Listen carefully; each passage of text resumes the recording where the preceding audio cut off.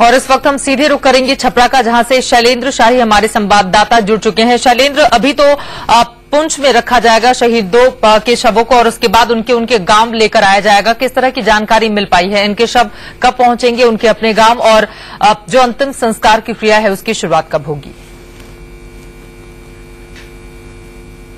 ये देखिए, जो जानकारी मिल पाई है, देर शाम तक जो शहीद हैं उनके सब शाम तक यहाँ पहुंच पाएगा और सारे गांव वाले को और पूरे इलाके के जो लोग हैं वो इस इंतजार में है कि कब शहीद का जो शव है वो कब आता है यहाँ पर। और खास तौर पर पूरे यदि हम इलाके की बात करें, छपरा इलाके की बात करें, तो शोक की लहर है। और हमारे साथ यहाँ गांव के लोग और उनके साथ ही साथ शहीद प्रेमनाथ सिंह के चाचा और उनके छोटे भाई हमारे साथ मौजूद हैं। हम उनसे बात करते हैं कि इस तरीके की घटना के बाद उनका क्या कहना है और क्या कुछ मांगे हैं सरकार से। सरकार से बस एक ही मांग है, युद्धम देही, युद्धम देही। युद्ध के सिवाय दूसरा कोई विकल्प नहीं है। मेरे 2 बेटे एयरफोर्स में हैं। मैं खुद यहां दैनिक जागरण का स्थानीय संवाददाता हूं। जब मुझे इसकी खबर मिली, हिम्मत नहीं हुआ कि अपने घर में किसी से कहूं। फिर उसके बाद आधिकारिक सूचना आ ही गई घर पर। अखबार से खबर आने लगी, रिपोर्ट भेजो। मैंने कहा कि भैया रिपोर्ट नहीं होगी, आप अपना व्यवस्था करो। मुझे तो बस अब कुछ नहीं, मुझे कुछ नहीं सूझ रहा है, मुझे कुछ नहीं सूझ रहा है बंधु।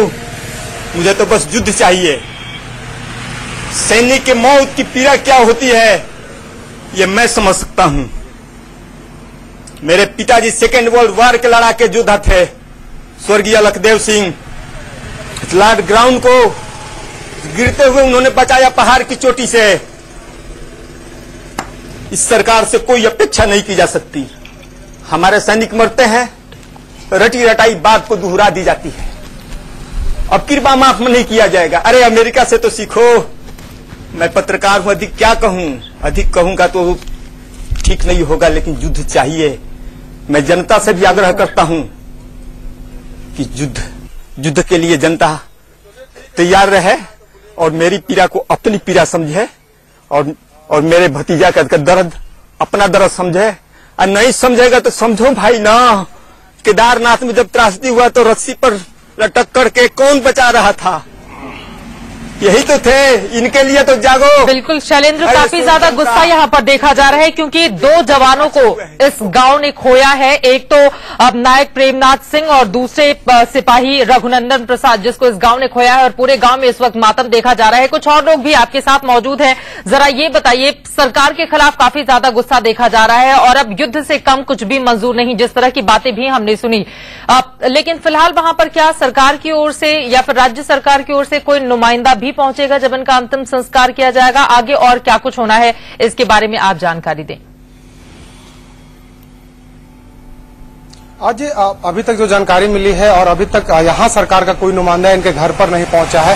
हम कल रात से यहाँ मौजूद हैं, अभी तक यहाँ कोई भी नहीं आया। हालांकि इन्हें इंतजार सरकार के नुमाइंदों की नहीं है, इन्हें इंतजार अपने बेटे के सबका है, अपने शहीद बेटे के सबका इंतजार कि कब वो आता है इनके घर पर। क्योंकि पूरे इलाके में मातम सा माहौल है और बस उसी के क्षण का इन्हें इंतजार है कि जब ये अंतिम दर्शन के लिए अपने पुत्र के अंतिम दर्शन में शामिल हो सके, उसका क्रियाक्रम कर सके, इस इंतजार में ये लोग हैं। जी, इसके साथ ही ये भी जानना चाहेंगे, जो 2 जवान शहीद हुए हैं उनके परिवार में कौन कौन से लोग हैं और जो लोग आपके साथ मौजूद हैं इस वक्त, उन लोगों से भी आप बातचीत कीजिए। बिल्कुल, 2 जवान और शहीद हुए हैं, वो एक छपरा के ही हैं, उसमें एक और उनके परिवार में भी सारे लोग छपरा में ही रहते हैं। और इस वक्त खास तौर पर हम प्रेमनाथ सिंह जो शहीद हैं उनके परिजन के साथ हैं, उनके छोटे भाई हैं, उनसे हम बात करने का प्रयास करते हैं। कब आप आखिरी बार अपने भाई से मिले थे और अब क्या कुछ कहना है इस तरीके की घटना के बाद? सर, हम अपने भैया से 1 महीना पहले मिले थे। मतलब जब हमसे मिले तो पूछ रहे थे जब बाबू कैसा पढ़ाई चल रहा है, जब मतलब तुमको भी तो इंडियन आर्मी को ज्वाइन करना है। तो कहें हाँ भैया इंडियन आर्मी तो ज्वाइन करना है, आप ही लोग को तो मतलब देख हम लोग एथी कर रहे हैं, आप ही लोग तो हमारे गाइड हैं। तब ये मतलब बता दिए। लेकिन जब हम सर कल खबर सुने ना, हम लोग कल वॉलीबॉल खेलने गए थे, जब हम लोग वहां से खबर सुनकर आए तो मतलब हमको तो विश्वास नहीं हो रहा था कि इनको ही हो जाएगा। मान लीजिए ये नायक थे, लेकिन हमको तो सर गर्व है जो हमारे भैया हमारे देश के लिए शहीद हुए हैं।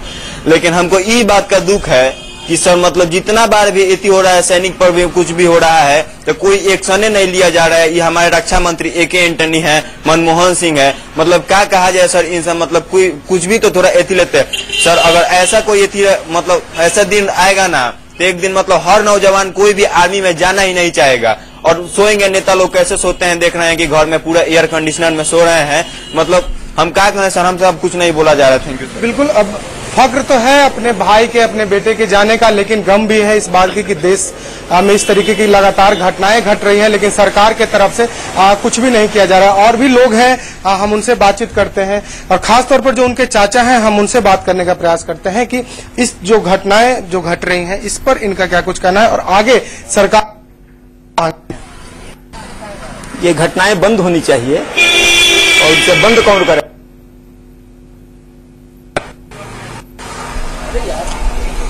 तो हमको लग नहीं रहा है ऐसा कुछ। इच्छा शक्ति का अभाव है, जब तक इच्छा शक्ति नहीं होगी ऐसा ही होगा। तो हम क्या कहें कि ये सत्ता परिवर्तन से होगा कि इनके आने से होगा कि उनके जाने से होगा, लेकिन जो जवान हमारे देश की रक्षा कर रहे हैं उनकी तो सुरक्षा चाहिए। आप लोग एसी में और वे 0 डिग्री से नीचे।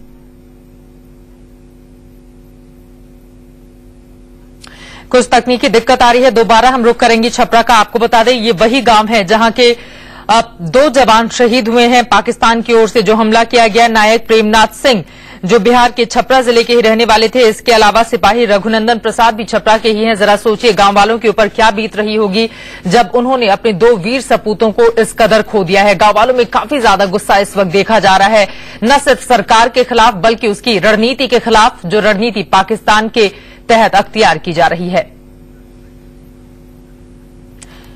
अब शैलेंद्र हमारे साथ दोबारा जुड़ चुके हैं, एक बार फिर से हम छपरा का ही रुख कर लेते हैं। शैलेंद्र, आप अपनी बात पूरी कीजिए। बिल्कुल, हम प्रेमनाथ सिंह सिपाही जो शहीद हुए उनके चाचा से हम बात कर रहे थे, फिर से हम उनसे बात करना चाहेंगे क्या कुछ वो कहना चाहते हैं इस घटना के बाद, क्योंकि लगातार घटनाएं ऐसी घट रही हैं।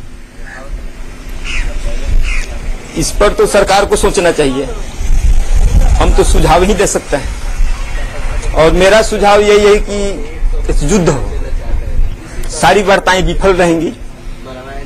कृष्ण को भी युद्ध करना पड़ा, युद्ध नहीं हो इसके लिए उन्होंने काफी प्रयास किया। जब कृष्ण जैसा व्यक्तित्व फैल हो सकता है तो मनमोहन की क्या बात है। युद्ध हो, युद्ध ही विकल्प है। हमारा सुझाव भी यही है कि युद्ध ही विकल्प है। ये मेरा भतीजा मारा गया है, इसका मुझे काफी अरे गर्व तो है शहादत का, क्योंकि हमारे रग रग में सेना का ही खून दौड़ रहा है। हमारे पिताजी स्वर्गीय लखदेव सिंह सेकेंड वर्ल्ड वॉर के महायोद्धा थे।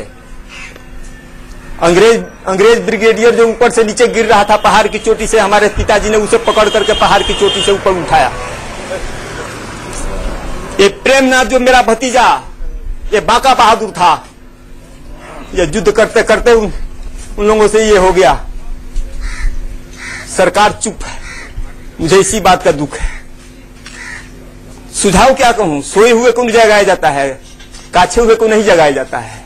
सरकार सोई हुई है। और धूतराम और गोरेश्वर का कथन है कि आदत की आखिरी दवा मौत होती है, और पाकिस्तान को उसी की जरूरत है। बस युद्ध का कोई विकल्प नहीं है, कोई विकल्प नहीं है। सैनिक हमारे मारे जाते रहेंगे। Thank you. आपके जी शैलेंद्र, काफी लोग फौज में हैं।